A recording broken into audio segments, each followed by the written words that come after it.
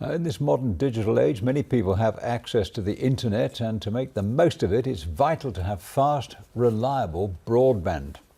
In the first of two reports, our correspondent Phil Brewster has been looking at how well connected we are as a region and the effect it can have on individuals and businesses. Whether it's work, gaming, online shopping or social media, our lives are increasingly connected through digital technology. And with so much information flowing around the internet, having fast, reliable broadband is vital.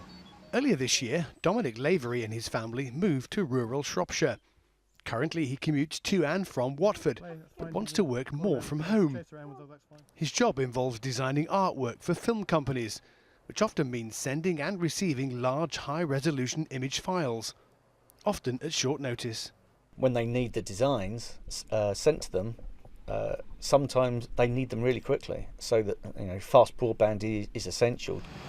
Broadband speed is measured in megabits per second. The more you have, the faster it is to surf the web, play videos or stream music. But Dominic Lavery says where he lives, the internet speed is painfully low, making his job extremely difficult. We understand that is part of moving out to the country. You have to bear things like that in mind. But when your service provider has told you not to worry because you'll be getting up to 20 megs, you think, wow, okay, that's much better than we ever thought it would be. To then get here and to find you're getting not even one is very, very frustrating. So in terms of broadband speed, how does our region fare? A survey showed that in the West Midlands, Birmingham had an average download speed of almost 26 megabits per second. Stoke-on-Trent was just over 23, and Coventry was just behind with 22.5. But down at street level, the picture can vary wildly. A survey by the same organisation the previous year showed that on Sandy Lane at Hatherton in Staffordshire, the average download speed was a healthy 72 megabits per second, whereas on Mardew Lane at Clun in Shropshire, the average download speed was less than 1, meaning it would take around 12 hours to download a 2-hour HD film.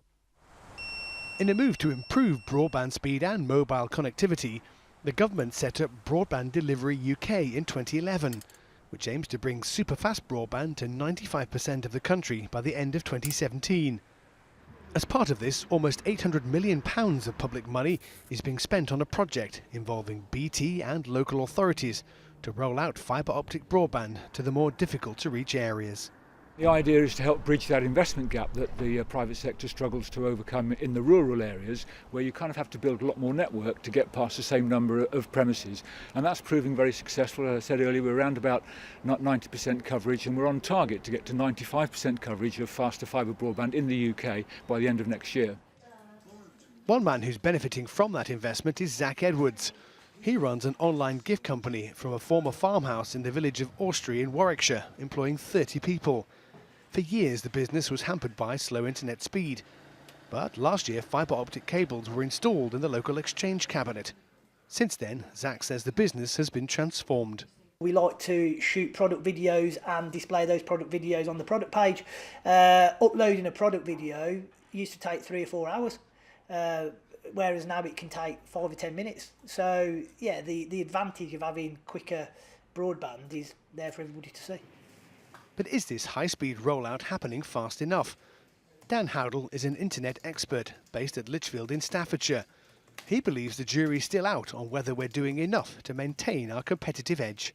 We do have some of the better broadband provision of countries in Europe, but as to whether or not that answers the question of is that broadband being rolled out fast enough? Are the people who need it getting fast enough?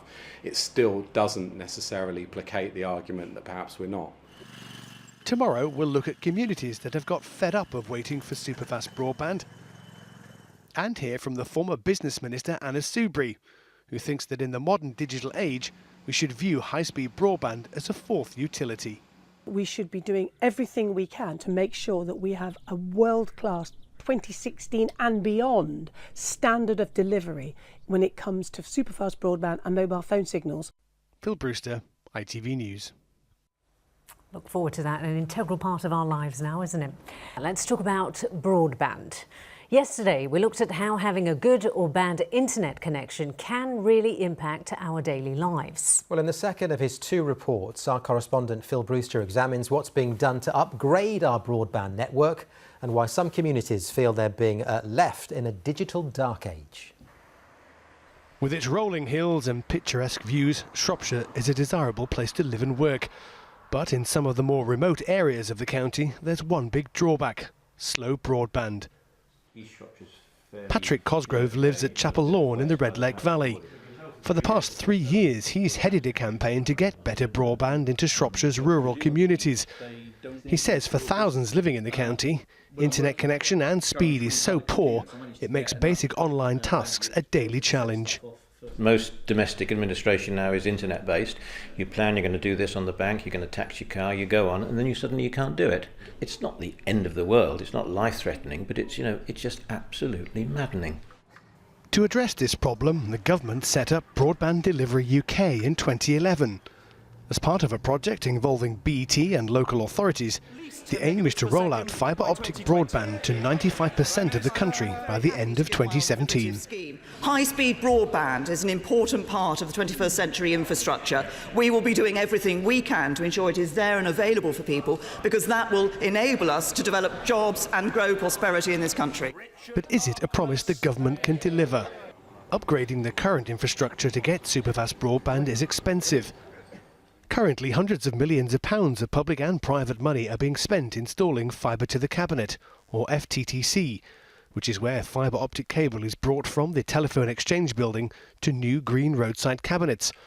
From the cabinet, it then travels over the existing copper line into a home or business.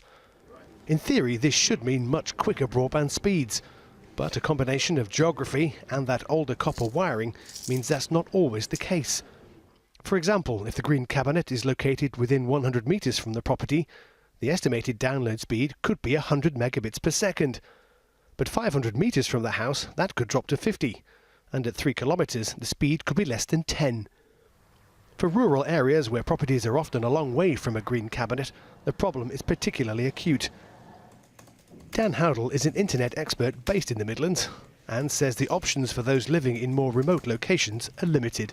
The difficulty and expense of laying a cable up to a mountainside, or beyond a lake, or to a kind of isolated sort of coastal property are just too difficult and expensive. So unless the person funds it themselves, that's never going to happen.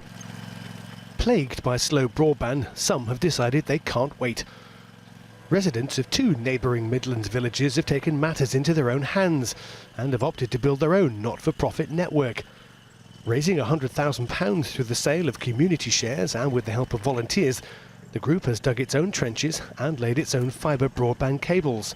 So far, 100 properties in the 2 villages have signed up. Our initial offer is £36 a month for the 100 megabits per second service. So that's a bit more expensive than some of the opening offers you get from BT or TalkTalk or whoever. But again, the beauty of having a community society is as more people join, we'll be able to reduce the monthly charge. But others continue to wait. Under the BD UK scheme, £800 million of public money is being spent rolling out superfast broadband to the more difficult to reach areas. Fibre broadband, especially into rural communities, is absolutely going to be the saviour for those rural communities, because it will allow individuals who want to work from home, it will allow companies who want to set up and form in those rural communities, work efficiently out there, employ people and create wealth. But critics have accused providers like BT of focusing too much on certain communities at the expense of more remote areas. Not so, says the company. We don't go cherry picking. The government requires that we get best value for money from the public funding that's going into these projects, and so therefore we have to cover as many premises as possible. Were we to go looking for the really difficult areas first, then you'd end up spending all that money getting to a very small number of premises, and that wouldn't fulfil government or European requirements. But for many, the rollout still doesn't go far enough.